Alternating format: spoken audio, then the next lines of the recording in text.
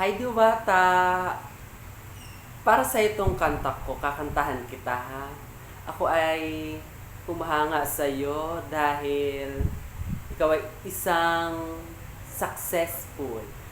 Sa lahat ng pinagdaanan mo na sobrang hirap, na kung ang ibang tao ang makakaranas ng pinagdaanan mo, sa tingin ko hindi talaga kakayanin yun. Baka nawala na sa sarili, nabaliw na, nabuang na, so whatever, kung anong pa man, ganun. Ikaw, humahanga ako sa iyo, Diwata, dahil napagdaanan mo lahat ng pagsubok na binigay ni Lord sa iyo. Tinatagan mo ang puso mo, ang isip mo, ang spirituality mo, nanalig ka kay Diyos, kay God, na kaya mo ang lahat ng pagsubok na binigay niya sa iyo. Naging matibay ka, matatag ka. Kakantahan kita para sa ito, Diwata. Ayan. At para sa na rin sa iyong business na Pares Overload. Ayan, kakantahan kita.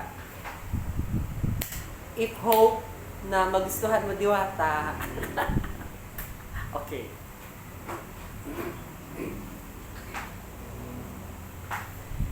Sa lahat ng oras na iginugol mo,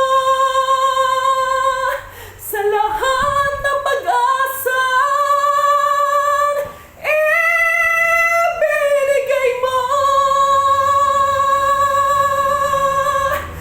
laging ikaw, tanging ikaw.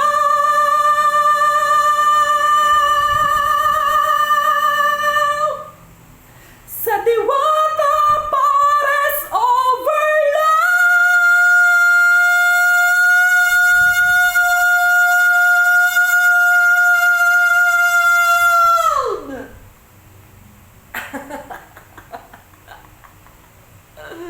Para sa iyo, Diwata, ha.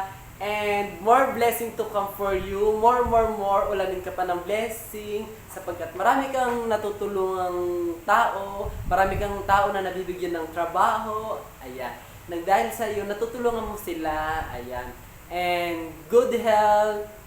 And take care always. Ayan. Bye-bye, Diwata. God bless you and your business.